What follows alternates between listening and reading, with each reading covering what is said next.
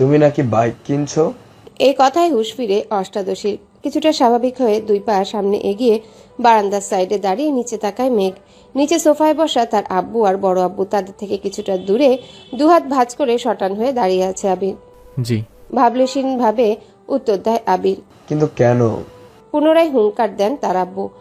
আমার বাইক কেনার ইচ্ছে ছিল, তাই কিনেছি। তুমি জানো না এই বাড়িতে বাইক কেনা বা চালানো নিষেধ?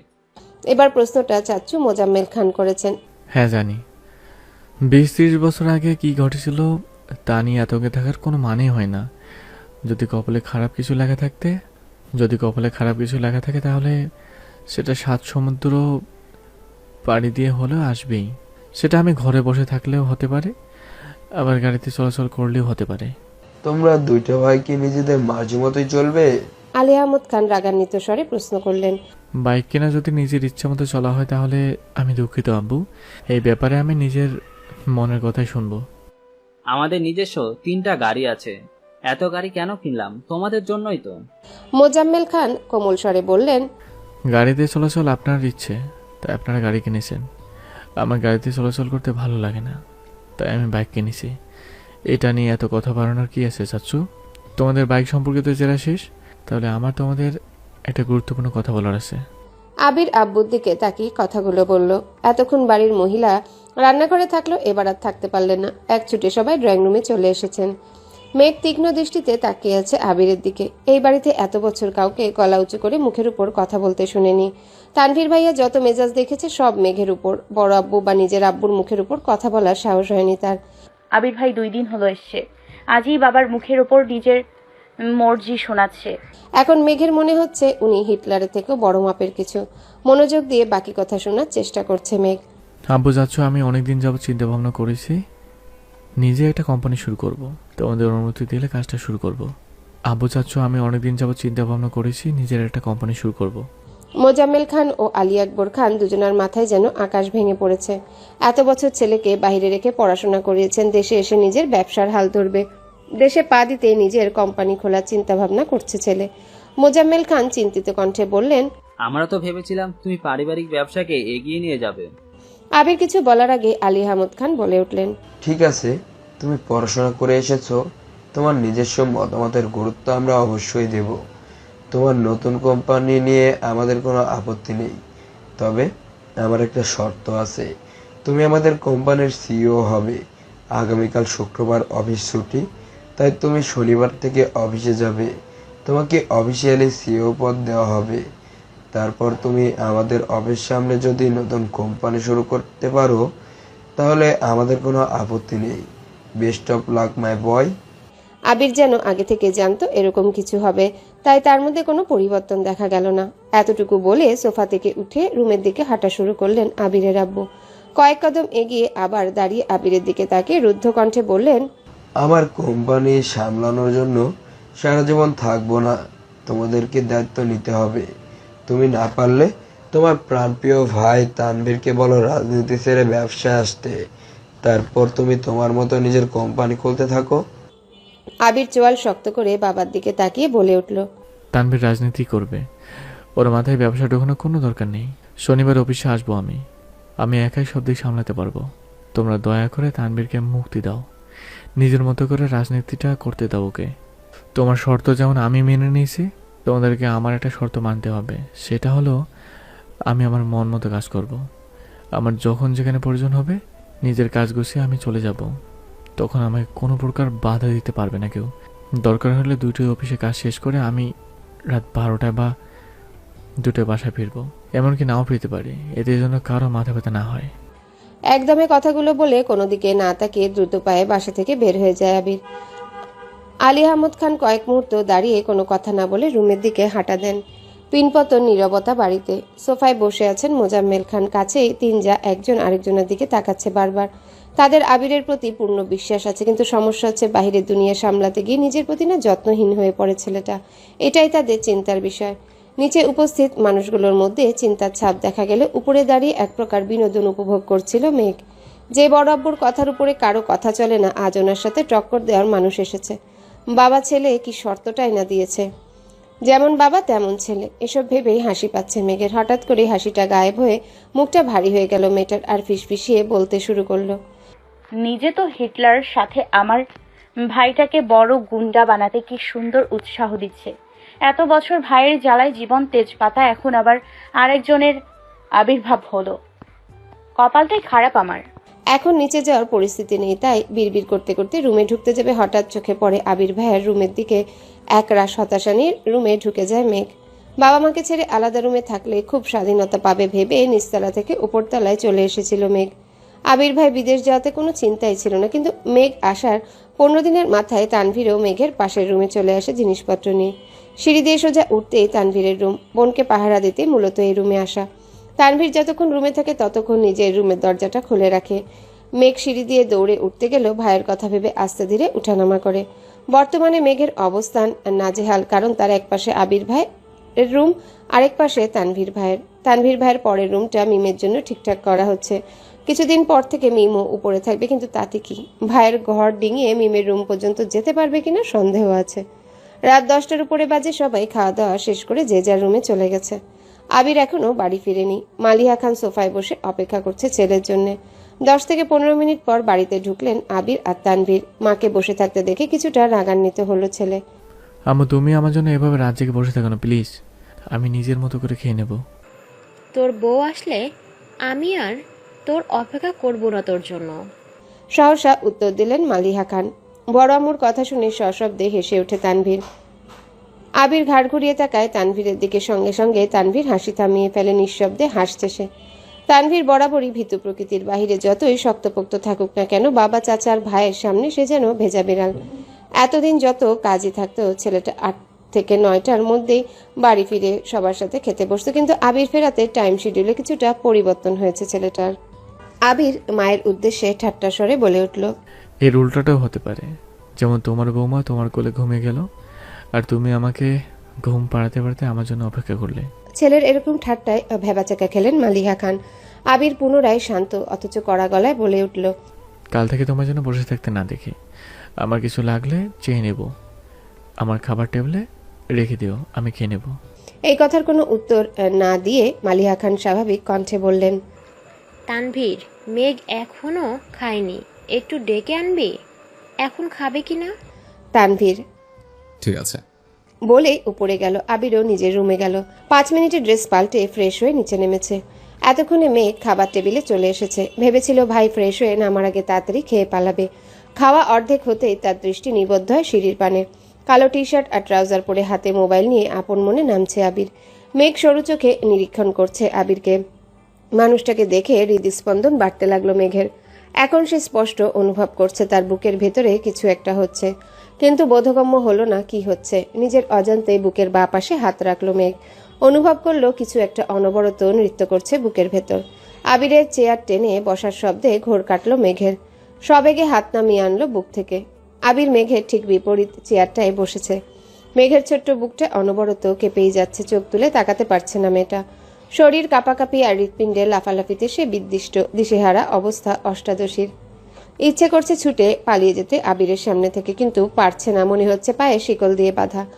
মালিহা খান হঠাৎ মেঘের হাতে হালকা ধাক্কা দিলেন। কি রে, কি হলো তোর? দ্বিতীয়বার ঘোর কাটলো মেঘের। তৎক্ষণাৎ স্বাভাবিক হওয়ার চেষ্টা করলো। কাঁপা কাঁপা গলায় বলল, কিছু না। এই বলে পুনরায় খাওয়ার চেষ্টা করলো, কিন্তু এবার আর গলা দিয়ে খাবার নামছে না মেঘের। গলা শুকিয়ে কাঠ হয়ে গেছে।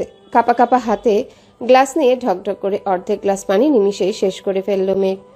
আবির আপন মনে খাচ্ছে। সামনে বা আশেপাশে কি হচ্ছে সব দেখার প্রয়োজনই মনে করল না সে। এই জগতের সবকিছু তার আগ্রহ সৃষ্টি করতে অক্ষম। আবিরের গাছাড়া ভাব দেখে কিছুটা স্বাভাবিক হয়ে খাওয়া শুরু করে মেঘ।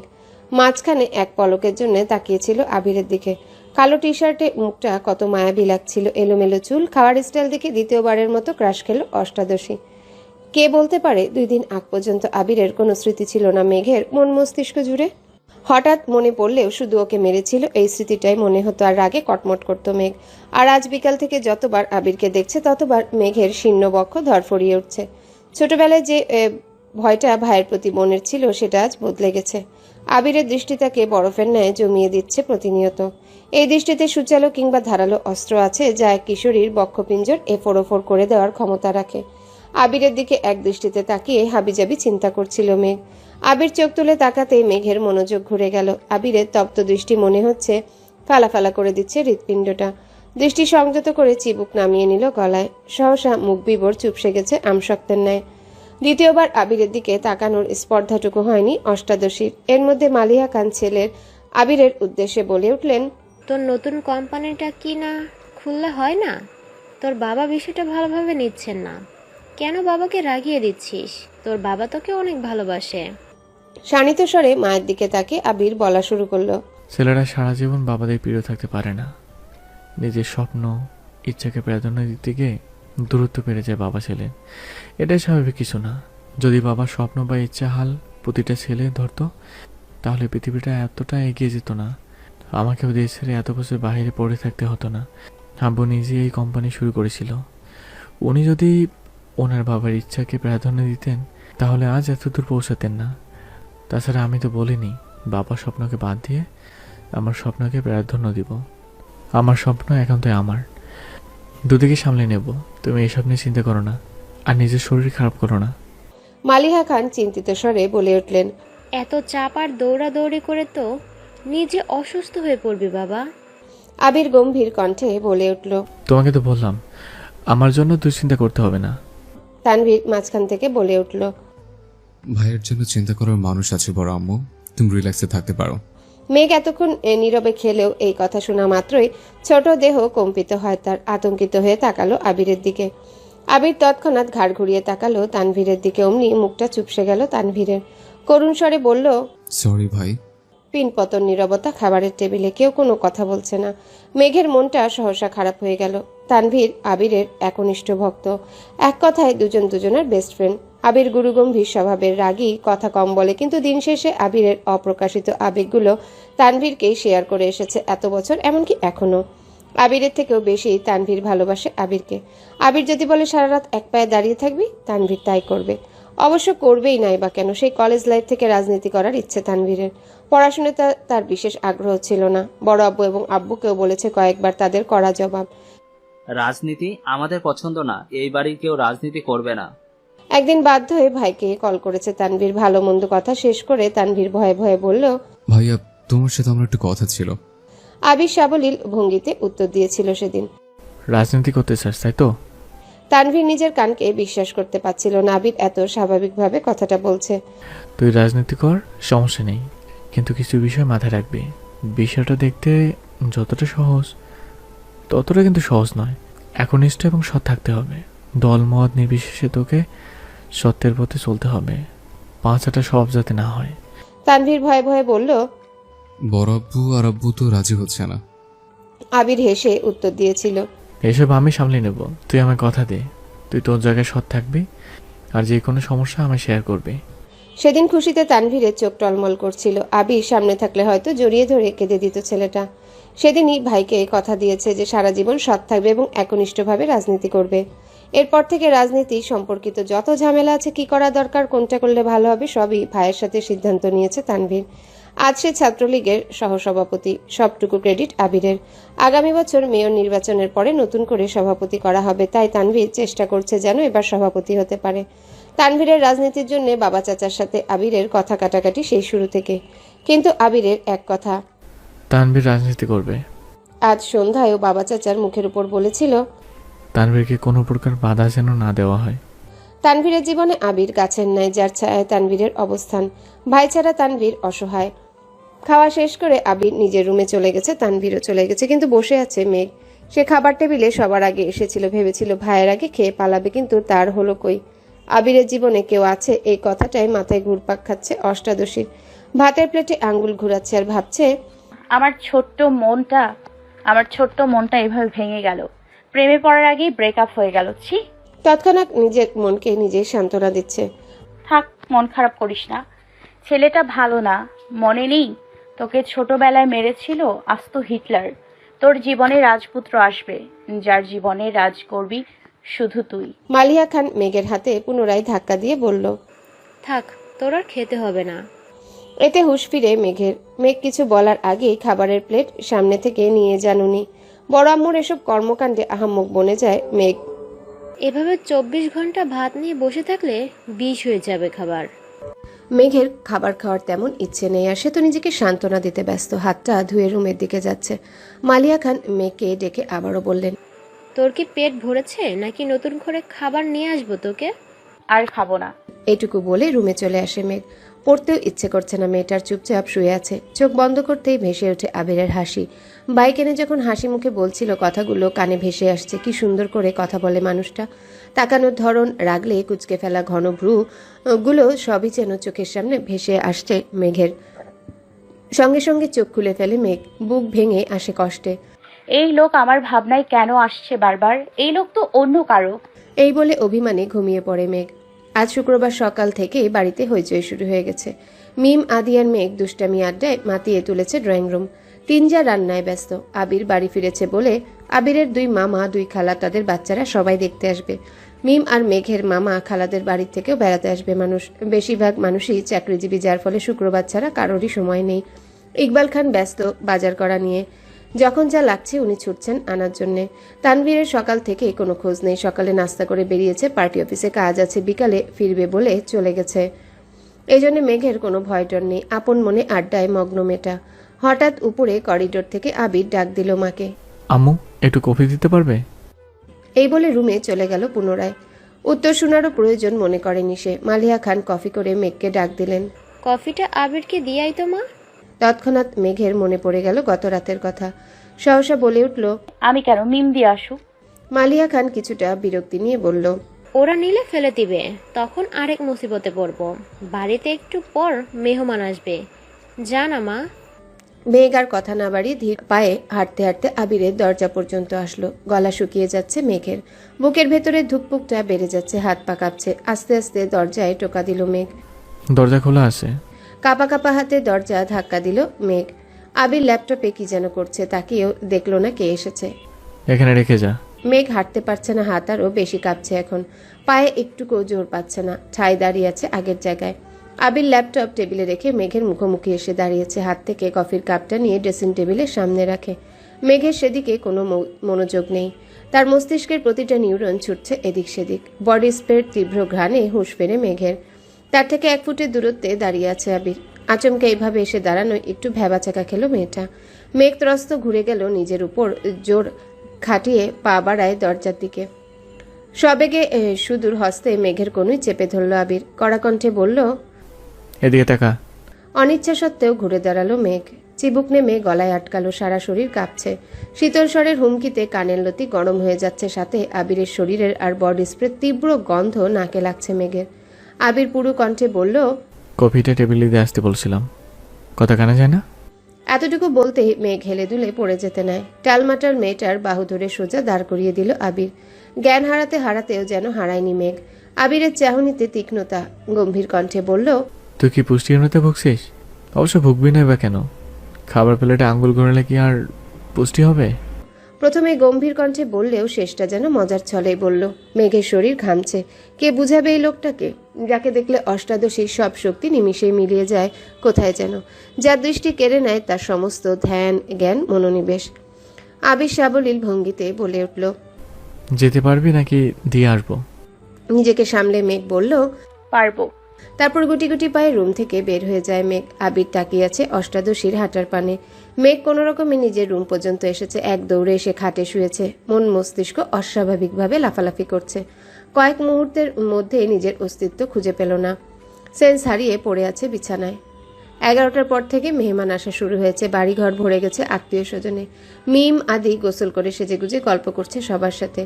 আবির একেবারে নামাজের সময় ঘর থেকে বের হয়েছে। টুপি পাঞ্জাবি পরায় অন্যান্য দিনের থেকে অনেক সুন্দর লাগছে ছেলেটাকে। সবাইকে সালাম দিয়ে টুকটাক কথা বলে মামাদের সাথে বেরিয়ে যায় নামাজ পড়তে। মেঘের দেহ এখনো বিছানায় লেপ্টে আছে। বোনকে খুঁজতে মিম উপরে গিয়ে দেখে মেঘ ঘুমাচ্ছে। ডাকতে ডাকতে মেঘের ঘুম ভাঙে। আপু, ও আপু ওঠো, এখনো ঘুমাচ্ছ কেন? বাড়িতে মেহমান চলে এসেছে। আজান পড়ে গেছে অনেকক্ষণ আগে। ওঠো, নামাজ পড়ে রেডি হও, আম্মু আমায় পাঠাইছে তোমায় ডাকতে। কিছুক্ষণ পর মেঘের জ্ঞান ফিরে পাশের দেয়ালে টানানো দেয়াল ঘড়ির দিকে তাকায়। 1:15 বাজে। তৎক্ষণাৎ শোয়া থেকে উঠে বসে। আবিরকে কফি দিতে গিয়েছিল 8:30 থেকে 9টার মধ্যে। 4 ঘন্টার উপরে তার জ্ঞান ছিল না। 5 মিনিট বসে তারপর গোসলে চলে যায়। নামাজ পড়ে আবিরের দেওয়া একটা জামা পরে নিল মেঘ। বেগুনি রঙের গাউন, মোটামুটি গর্জিয়াস। চুলগুলো খোপা করে নিল। এত লম্বা চুল ছেড়ে রাখলে কিছুই করতে পারবে না সে। মুখে হালকা ফেস পাউডার দিয়ে গোলাপি রঙের লিপস্টিক দিল হালকা করে। রুম থেকে বের হলো প্রায় 3টার দিকে। মামা খালারা সবাই খেতে বসেছে। ছোটদের খাওয়া শেষ। রুম থেকে বের হয়ে করিডোরে দাঁড়িয়ে পরিস্থিতি বোঝার চেষ্টা করছে সে। বাড়িতে এত হই হুল্লোড়ের শব্দে মাথা ধরে ফেলেছে মেঘের। নজর পড়ে সোফার দিকে। আবিরকে ঘেরাও করে বসে আছে সব মামাতো খালাতো ভাই বোনেরা। তার মধ্যে একজনের দিকে নজর পড়ে, স্পেশাল একজন, মালা আপুর দিকে। মালা আপু অনার্স 3য় বর্ষে পড়ছে এখন। আবির ভাইয়ার মামাতো বোন। মালা আপুর একটা বড় আপু আছে, উনি মাইশা। ওনার পড়াশোনা শেষ, জব করছে এখন। 2 বোনই এসেছেন। কিন্তু মালার দৃষ্টি কেমন জানি আবিরের দিকে এমনভাবে তাকিয়ে আছে যেন চোখ দিয়ে গিলে খাবে আবিরকে। বিষয়টা দেখে মেঘের মেজাজ গরম হয়ে গেছে। তৎক্ষণাৎ মনে পড়ে গেল রাতের কথা। তানভীর ভাইয়া তো বলেছিল আবির ভাইয়ের জীবনে কেউ আছে। মালা আপুই কি সেই কেউটা? ভাবতেই বুক ভরে উঠে কষ্টে। আবিরের সমবয়সী একটা ভাই আছে, নাম সাকিব। উনি আবির ভাইয়ার দ্বিতীয় বেস্ট ফ্রেন্ড বলা চলে। আরও কয়েকটা ছোট ভাই আবিরকে এটা সেটা অনেক কথা জিজ্ঞাসা করছে। বিদেশে কেমন লাগে, পড়াশোনা কেমন, কিভাবে থাকতে হয়, এসবই। মেঘ ধীর স্থির পায়ে সিঁড়ি দিয়ে নামছে। আবির এক পলক তাকায় সেদিকে। পুনরায় ভাইদের কথায় মনোযোগ দেয়। মেঘকে দেখে 2-4 জন ডাক শুরু করে, মেঘ কেমন আছিস, এদিকে আয়। মিম ছুটে আসে মেঘের দিকে। আপু, তোমাকে অনেক সুন্দর লাগছে, মাশাআল্লাহ, নজর না লাগে কারো। মেঘ মুচকি হাসলো। মিম মেঘকে টেনে নিয়ে সোফায় বসালো। সবার সাথে কথা বলতে বলতে হঠাৎ দৃষ্টি পড়ে আবির ভাইয়ার দিকে। উপর থেকে সে শুধু মালার নজরটাই দেখেছে। এখন সে আবিরকে দেখছে। নীল পাঞ্জাবি, সাদা প্যান্ট, মাথায় টুপি, আহ কত মায়াবী লাগছে। আবিরের হাস্যোজ্জ্বল মুখটা দেখে প্রেমে পড়ে গেছে মেঘ। যত্রতত্র দৃষ্টি সরিয়ে বাকিদের সাথে কথা বলায় ব্যস্ত হলো। বড়দের খাওয়া শেষ। মেঘ উঠে সবাইকে সালাম দিয়ে খোশ গল্প করতে লাগে। খালামণিদের অনেকদিন পর দেখছে। আগে বিয়েতে গেলে টুকটাক দেখা হতো, কিন্তু তানভীরের অত্যাচারে মেয়েটা বিয়ে বাড়িতে যাওয়া ছেড়ে দিয়েছে। তাই মামি আর খালাদের সাথে দেখাই হয় না। মামা অবশ্য মাঝে মাঝে দেখতে আসে, এটা সেটা নিয়ে আসে। সারাদিনের ঘোরাঘুরি শেষে সবাই নিজেদের বাড়ির উদ্দেশ্যে রওনা দেয়। থাকার জন্য বলেছে সবাই, কিন্তু চাকরিজীবীদের কাছে বেড়ানো মানেই কয়েক ঘন্টা। বিদায় বেলায় মালার আচরণে মাথায় রক্ত উঠে যায় মেঘের। ভালো করে বললেই হয় বেড়াতে যাবেন, গায়ে ঢলে পড়ে কি আছে, আশ্চর্য। মালার এরকম আচরণে আবির তৎক্ষণাৎ সরে না গেলে তো উপরে পড়েই যেত এই মেয়ে। রাগে ফুঁসতে ফুঁসতে মেঘ নিজের রুমে চলে যায়। মেহমানদের বিদায় দিয়ে আবিরও বাইক নিয়ে বেরিয়ে পড়ে কোথায় যেন। মাঝখানে তানভীর একবার এসেছিল, সবার সাথে দেখা করে আবারও বেরিয়ে গেছে। পার্টি অফিসে কি নিয়ে ঝামেলা চলছে, তাই বসার সময় হয়নি তার। মেঘ নিজের রুমে দরজা বন্ধ করে কাঁদতে লাগলো, কিন্তু কেন কাঁদছে সে নিজেও জানে না। অতিরিক্ত রাগে কান্না আসে মেয়েটার। মেঘ বরাবরই খুব অভিমানী, অল্পতেই কান্না করে দেয়। রাত 10টা বেজে গেছে, এখনো মুখ ফুলিয়ে রুমে বসে আছে মেয়েটা। সারাদিন খাওয়া নেই। তড়িঘড়ি করে তানভীর বাড়িতে ঢুকে এসেই মাকে জিজ্ঞাসা করে। মেঘ খেয়েছে? হালিমা খান সহসা উত্তর দিলেন। সন্ধ্যার পর থেকে এত ডাকছি, দরজায় তো খুলছে না। তানভীর আর কথা বাড়ালো না, তড়িৎ গতিতে ছুটে গেল বোনের দরজার সামনে। প্রথমে আস্তে করে ডাকলো। মেঘের সাড়া নেই। আচমকা চোয়াল শক্ত করে এক প্রকার চিৎকার দিল। মেঘ, তুই এই মুহূর্তে দরজা না খুললে তোর কপালে শনি আছে, এই বলে দিলাম। মেঘ শোয়া থেকে এক লাফে উঠে বসলো। কয়েক সেকেন্ডে দৌড়ে গিয়ে দরজাটা খুলল। চোখ তুলে তাকানোর সাহস নেই ভাইয়ের দিকে। আজ পর্যন্ত তানভীর মেঘের গায়ে হাত তুলেনি, শুধু ধমকি দেয়। কিন্তু ভাইকে এক বিন্দু বিশ্বাস করে না মেঘ। কখন আবির ভাইয়ের মতো তার নাকে মুখে মারবে থাপ্পড় বিশ্বাস নেই। দরজা খুলতেই নরম স্বরে তানভীর বলল, খেতে যা। মেঘ তানভীরের এত নরম স্বর কোনোদিনও শুনেনি। ভাবতেই পারছে না তার ভাইয়া তাকে এত ভালোবেসে খেতে বলছে। খাওয়া শেষ হলে তোর ফোনটা দিস, তোকে একটা ফেসবুক আইডি খুলে দেবো। তানভীরের এমন কথায় মেঘ আহাম্মক বনে গেল। তানভীর বরাবরই এরকম, নিজেই ঝাড়বে তারপর নিজেই আদর করবে, এটা সেটা কিনে আনবে মেঘের জন্যে। কিন্তু আজকের বিষয়টা সম্পূর্ণ ভিন্ন। এত নরম স্বর কখনো শুনিনি এর আগে। নিমিষে মনটা খুশিতে ভরে গেল মেঘের। খাবার টেবিলে বসে আপন মনে খাচ্ছে মেঘ। আজকে তার পছন্দের অনেক রেসিপি আছে, একটু একটু করে সব চেক করছে। কিন্তু রাগে ফুসফুস করছে মেঘের আম্মু হালিমা খান। সন্ধ্যা থেকে যে তোকে এতবার ডাকতে গেলাম, বের হলি না কেন? ঠিকই ভাইয়ের ভয়ে বের হয়ে আসলি। আমাকে কেন কষ্ট দেস? তোকে কে কি বলে 2 দিন পর পর না খেয়ে পড়ে থাকিস? কিছুদিন পরে যে অ্যাডমিশন, না খেলে পড়বি কিভাবে? আর না পড়লে ভর্তি হবি কিভাবে? তুইও তোর ভাইয়ের মতো হচ্ছিস। সে সারাদিন ভন্ডের মতো টই টই করে ঘুরে, আর তুই এখনও তার ভাব নিচ্ছিস। খেয়ে না খেয়ে রুমে পড়ে থাকিস। আর শোন, মেয়ে মানুষের এত রাগ জেদ ভালো না। তোর এই রাগ জেদ সামলানোর জন্য আমরা সারা জীবন তোর পাশে থাকবো না। এতটুকু বলতেই চোখ পড়ে ড্রয়িং রুমে দাঁড়ানো আবিরের দিকে। আবিরের চাহনিতে পরিষ্কার রুষ্টতা, শ্যামবর্ণের মুখমণ্ডল কালো দেখাচ্ছে। কড়া কণ্ঠে মামুনির দিকে তাকিয়ে প্রশ্ন করল। কি হয়েছে? পুরুষালী কণ্ঠে আতকে উঠে মেঘ। হালিমা খান গলা নামিয়ে উত্তর দিল। খায় না ঠিক মতো, পড়াশোনা করে না, কি করব ওকে নিয়ে? আবির পূর্বের অভিব্যক্তি বজায় রেখে উত্তর দিল।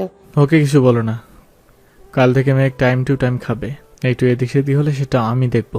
আবিরের কথায় খুশি হয়ে গেল হালিমা খান, কিন্তু মেঘ খুশি হবে নাকি ভয় পাবে তা বুঝে উঠতে পারল না। এত বছরে অভিমান করে মাঝে মাঝে না খেয়ে থাকলে তানভীর এসে ধমকে বা বুঝিয়ে খাওয়াতো। এখন সেই দায়িত্ব নিতে যাচ্ছে আরও একজন।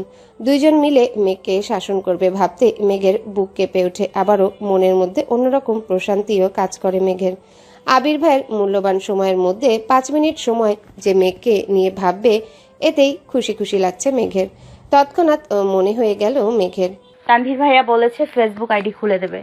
তাড়াতাড়ি খেয়ে নিজের রুমের দিকে ছুটল মেঘ। রুম থেকে ফোন নিয়ে ছুটে গেল তানভীরের রুমে, কিন্তু তানভীর রুমে নেই। কিছুক্ষণ অপেক্ষা করলো কিন্তু কোথাও নেই। মোবাইল নিয়ে নিজের রুমে ঢুকতে যাবে, হঠাৎ শুনতে পেল তানভীরের কণ্ঠ। কিন্তু কোথায় আছে? বাধ্য হয়ে মেঘ জোরে ডাক দিল। ভাইয়া। তানভীর পাশের রুম থেকে উত্তর দিল। আবির ভাইয়ের রুমে যাবি, আয়। আবির ভাই নামটা শুনে মেঘের বুকটা হুহু করে উঠে চিন্তায়। নিজেকে নিজের সাহস দেওয়ার চেষ্টা করলো, তারপর গুটি গুটি পায়ে হেঁটে দরজায় দাঁড়ালো। ভেতরে আয়। মোবাইলটা দিয়ে যায়, তুমি কাজ করো। আরে ভেতরে আয়, বস তুই, তোকেও দরকার। মেঘ আর কথা না বাড়িয়ে চুপচাপ খাটের কর্নারে বসলো। আবির নেই রুমে, ওয়াশরুমে আছে মনে হয়। তানভীর ফোন নিয়ে কি যেন করছে, তখনই ওয়াশরুম থেকে বের হলো আবির। মেঘের দৃষ্টি পড়ে সেদিকে। একটা ছাই রঙের টি শার্ট আর একটা ব্ল্যাক ট্রাউজার। ভেজা চুলগুলো থেকে টপ টপ করে পানি পড়ছে। শরীরের টি শার্টটা অনেকটাই ভিজে গেছে। মেঘ টেনে হিচড়ে দৃষ্টি নামিয়ে আনলো, মনে মনে ভাবছে, একটা মানুষ এত কিউট কিভাবে হয়? যদি পারতাম আমার পড়ার টেবিলে সাজিয়ে রাখতাম, সারাদিন পড়তাম আর দেখতাম, তাহলে আমার মন কখনোই খারাপ হতো না। লোকটা ফর্সা নন, শ্যামলা গায়ের রং, কিন্তু দেখতে মারাত্মক সুন্দর। সবচেয়ে মারাত্মক ওনার লুক, তাকানোর স্টাইল। উফ, যতবার দেখেছি ততবারই নতুন করে ক্রাশ খাচ্ছি। আবির খাটের অপর পাশে মোবাইল হাতে নিয়ে বসেছে। তানভীর মোবাইলে ফেসবুক অপশনে ক্রিয়েট নিউ অ্যাকাউন্টে ঢুকতেই তানভীরের ফোনে কল আসে। দাঁড়িয়ে পকেট থেকে ফোন বের করে রিসিভ করে কথা বলা শুরু করে। অমনি মেঘের মোবাইলটা আবিরের হাতে দিয়ে বলে, ভাইয়া তুমি ওর একটা অ্যাকাউন্ট খুলে দাও, আমার গুরুত্বপূর্ণ কল আসছে। এই বলে মোবাইল রেখে রুম থেকে বেরিয়ে চলে গেল। মেঘ বসে আছে চুপচাপ, মুখ তুলে তাকাতে সাহস পাচ্ছে না। বুকটা এখনো ধুকপুক করছে। আবির মেঘের মোবাইলে নিজের মতো করে ফেসবুক অ্যাকাউন্ট খুলছে। জন্ম তারিখ, সাল, নাম কিছু জিজ্ঞাসা করার প্রয়োজন মনে করছে না সে। সব কাজ শেষে ফোনটা এগিয়ে দিল মেঘের দিকে। তখনই রুমে ঢুকলো তানভীর। সহসা বলে উঠল, শেষ? এই বলে ফোনটা নিজের হাতে নিল। ফেসবুকে ঢুকে তানভীরের আইডিটা খুঁজে রিকোয়েস্ট পাঠালো। আবিরের দিকে তাকিয়ে বলল, ভাইয়া তুমি রিকোয়েস্ট দেই, অ্যাকসেপ্ট করো। আবির গম্ভীর কণ্ঠে বলল, আমায় রিকোয়েস্ট দিতে হবে না। তানভীর তার কথায় পাত্তা না দিয়ে কয়েক সেকেন্ড পর বলল, ভাইয়া তুমি রিকোয়েস্ট পাঠিয়েছে, অ্যাকসেপ্ট করে নিও, নাহলে আমার ছোট্ট বোনটা কষ্ট পাবে। আবির তীক্ষ্ণ দৃষ্টিতে তাকিয়ে আছে তানভীরের দিকে। মেঘ মনে মনে খুশি হলো ভাইয়ের কথায়। মেঘের তো কখনোই সাহসী হতো না আবিরকে রিকোয়েস্ট দেওয়ার বা অ্যাকসেপ্ট করার কথা বলার। তানভীর সেদিকে গুরুত্ব না দিয়ে মেঘের হাতে ফোন দিয়ে বলল, তুই এখন যা, আমি আর ভাই অ্যাকসেপ্ট করে নেব। তুই কি করিস না করিস সব নজরে রাখবো কিন্তু। মেঘ কোনো কথা না বলে মাথা নিচু করে রুমে চলে আসলো মোবাইল নিয়ে। মেঘ রুমে এসে বিছানায় শুয়ে ফেসবুকে ঢুকতেই নজরে পড়ল সাজ্জাদুল খান আবির, অ্যাকসেপ্ট ইওর ফ্রেন্ড রিকোয়েস্ট। মেঘ শোয়া থেকে উঠে বসে মেঘের খুশি দেখে কে ফ্রেন্ড লিস্টে একমাত্র ফ্রেন্ড সেটাই আবির। তার একটা স্ক্রিনশট রেখে দিল মেঘ। তার 5 মিনিট পর অ্যাকসেপ্ট করলো তানভীর। আবির এবার আইডিতে ঢুকলো মেঘ। প্রোফাইল পিকটা নতুন কেনা বাইকে বসার, একদম ওয়াও। কভার ফটো সবুজ ঘাসের মাঝে বাইকটা রাখা, তার সামনে বাইকে হেলান দিয়ে বসা আবিরের ছবিটা। ও মাই গড, ওয়াও। সবগুলো ছবি দেখে দেখে ডাউনলোড করছে মেঘ। যত দেখছে ততই পাগল হয়ে যাচ্ছে মেয়েটা। মনে হয় পাবনা যেতে বেশি দিন লাগবে না। তারপর মোবাইল রেখে ঘুমানোর চেষ্টা করলো। চোখ বন্ধ করতেই চোখের সামনে ভেসে আসছে একটার পর একটা স্টাইলিশ ছবি। কখন যেন ঘুমিয়ে পড়েছে মেয়েটা। আজ শনিবার, আবিরের অফিসে যাওয়ার দিন। সকাল সকাল উঠে শাওয়ার নিয়ে ফিটফাট হয়ে রেডি হয়ে পড়েছে আবির। 7:30 বাজে মাত্র। নিজের রুম থেকে বের হয়ে করিডোর দিয়ে হাঁটছে, হঠাৎ মেঘের দরজার সামনে এসে দাঁড়িয়ে দরজায় ডাক দেয়। দুবার ডাকতেই ঘুমন্ত মেঘ ঘুমে টলতে টলতে দরজা খুলে সামনে দাঁড়িয়ে আছে আবির। নিজের চোখে যেন বিশ্বাসই করতে পারছে না। প্রথমে ভেবেছে এটা স্বপ্ন, তারপর এদিক সেদিক তাকিয়ে বুঝলো এটা বাস্তব। আচমকা এইভাবে আবিরকে দাঁড়ানো দেখে ভ্যাবাচাকা খেলো মেয়েটা। মেঘের চেহারায় নিদ্রিত ভাবটা লেপ্টে আছে এখনো। আবির পূর্ণ দৃষ্টিতে পরখ করলো অষ্টাদশী রাঙা মুখ বিবর, তারপর চোখ সরিয়ে নিয়ে বলল, পুনরায় দ্রুত গতিতে হাঁটা দিল। আবিরের অযাচিত উপস্থিতি নাড়িয়ে দিয়েছে মেঘের মস্তিষ্ক। হঠাৎ মনে পড়ে গেল 5 মিনিটে নিচে যেতে হবে। তৎক্ষণাৎ ছুটল ওয়াশরুমে। 5 মিনিটের মধ্যে নিচে উপস্থিত হলো মেঘ। এই সময় মেঘকে খাবার টেবিলে দেখে অবাক হলো সকলে। 2 বছর যাবৎ মেয়েটা সকালে সবার সাথে খায় না। প্রাইভেট থাকলে আগে খায়, না হয় সবাই অফিস বা স্কুলে চলে গেলে তারপর খেয়ে কলেজে যায়। হালিমা খান ছুটে আসলেন মেয়ের দিকে। আয় আয় বস মা, কি খাবি বল। টেবিলের কাছে আসতেই দেখলো একটা চেয়ারই ফাঁকা আছে, সেটা আবার আবিরের বিপরীতে। কিন্তু এখানে বসার বিন্দু পরিমাণ ইচ্ছে নেই তার, কারণ আবিরের আশেপাশে থাকলে মেঘ কেমন একটা ঘুরে থাকে। মন মস্তিষ্ক সব যেন আবিরের নিয়ন্ত্রণে থাকে, কিন্তু কিছু করার নেই। বাধ্য হয়ে বসতে হলো এই চেয়ারে। আবির মাথা নিচু করে মনোযোগ দিয়ে খাচ্ছে। মেঘ তখন ঘুমে টলতে টলতে আবিরকে দেখছিল রাজপুত্রের মতো, কিন্তু এখন আর তাকাতে সে পারছে না। শীর্ণ বক্ষ ধরফর করছে মেঘের। মনে মনে খুব করে চাচ্ছে একটু তাকে আবিরকে দেখতে, কিন্তু মনে হচ্ছে কিছু একটা মাথায় চেপে বসে আছে, মুখটাই তুলতে পারছে না। আলী আহমদ খান হঠাৎ বলে উঠলেন, মেঘমা, আজ থেকে তোমার নতুন টিউটর আসবে। সারাদিন তো তুমি বাইরে থাকবে, তাই তাকে সন্ধ্যার পর আসতে বলছি। মেঘ চুপচাপ খাবার খাওয়ার চেষ্টা করছে। বুকের ভেতর যে ঝড় তুফান চলছে তা যেন কেউ বুঝতে না পারে। আবির সবার আগে খাবার শেষ করে বাসা থেকে বের হয়ে গেল। আবিরের পেছনে পেছনে আলী আহমদ খান, মোজাম্মেল খান ও ইকবাল খানও চলে গেলেন। ইকবাল খান আগেই অফিসে জানিয়ে দিয়েছে অফিস যেন সাজিয়ে গুছিয়ে রাখে। আবির অফিসের সামনে এসে বাইক পার্ক করে অফিসে ঢুকতে গেলে সিকিউরিটি গার্ড বলে উঠলেন, স্যার, আপনার একটু বসতে হবে। বড় স্যাররা না আসলে আপনি ভেতরে যেতে পারবেন না। আবিরের পায়ের রক্ত মাথায় উঠে যাচ্ছে। রাগে কটমট করতে করতে ওয়েটিং রুমে বসে আছে সে। 10 মিনিটের মধ্যে অফিসে ঢুকলেন 3 ভাই। আবির তখনও বসেই আছে। কিছুক্ষণ পর সিকিউরিটি গার্ড এসে ডাকলেন, স্যার, আপনাকে ভেতরে যেতে বলেছে। আবির নির্ভীক ভঙ্গিতে হেঁটে ভেতরে চলে গেল। অফিসের ভেতরে ফুল দিয়ে সাজানো ঢুকতেই সবাই হাততালি দিয়ে কংগ্রেচুলেশন জানাচ্ছে আবিরকে। 2-1 ছবি তোলায় ব্যস্ত। বাবা চাচা 3 জন আর আবির মিলে একটা কেকও কাটলো। 3 ভাইয়ের তো আজকে খুশির দিন। বংশের বড় ছেলে তাদের কোম্পানির হাল ধরতে যাচ্ছে। এর থেকে বড় পাওয়া আর কি আছে। তানভীরের মতো আবির যদি মুখের উপর বলে দিত